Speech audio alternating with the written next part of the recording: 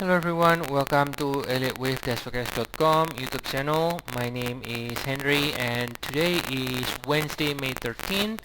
We are looking at the chart of the Nasdaq futures, 60 minutes time frame here.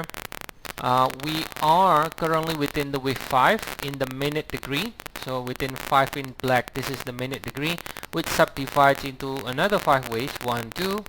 This is the minuet, 3, 4.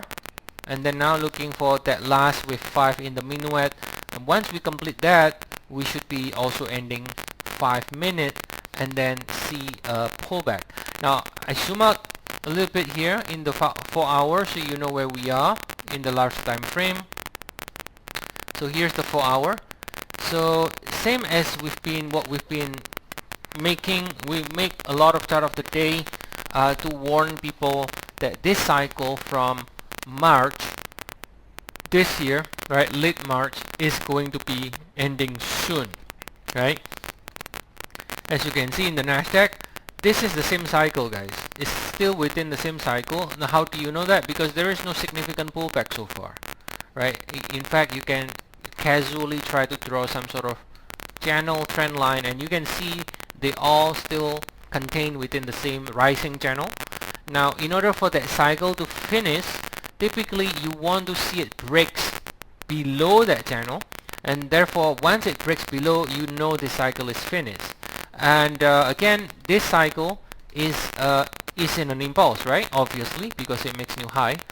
And according to the 1 hour time frame, we are basically at the last stage here where we could potentially end. This is the 3 and 4 here, I believe, if I'm not wrong, right?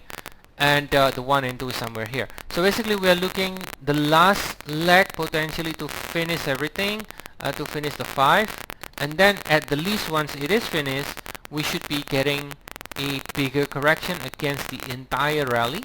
Now if the cycle is complete and you got a correction against that cycle, just for a guideline, it's not like a rule, it's a guideline. Typically in the retracement you are looking for is ideally minimum 38.2%, or sometimes it can be even more, like a 50% or even 60%, but at 61.8, but at least 38.2% retracement is kind of ideal and pretty common. Okay, well, unless it's a very strong market where you don't even reach the 38.2% retracement, right? But in this case, I think we can assume again the ideal guideline, which is at least 38.2% retracement. Now instead of trying to pick the top, which we never recommend, we don't recommend trying to be a hero and exactly picking the exact top, short selling, right? Because that's the recipe of basically going bankrupt multiple times if you do it often enough. And instead of doing that, and instead of chasing it on the upside, the best way is just to wait. I know it's the most difficult thing to do, just to wait, do nothing until the cycle finishes, and then once it is eventually finished, right, believe it or not, it will eventually finish, then it will do a bigger pullback. Now once it does happen, the bigger pullback, then you will know it by just the size of it. It's a pretty big, it breaks the channel that I've drawn here, then you know the cycle is over. Then you start looking for a 3 waves correction from the peak. Okay, a 3 waves correction from the peak, and ideally again this 3 waves here is ideally at least reaching 38.2% retracement. Alright, in the meantime, even though we are calling it higher still, because again we don't like to pick the top either. So we guess because the way the retail people do, if we ever call the top in without significant evidence, what they do is just they short sell against that peak. Everybody's going to do something like that. So in order for you to have a little bit more confidence the cycle is over, which can be over any time, technically speaking, you need to see a little bit more evidence, like a break below the cycle, below the channel, or just you know, like a sizable pullback that is way too big, that is so obvious the cycle is finished.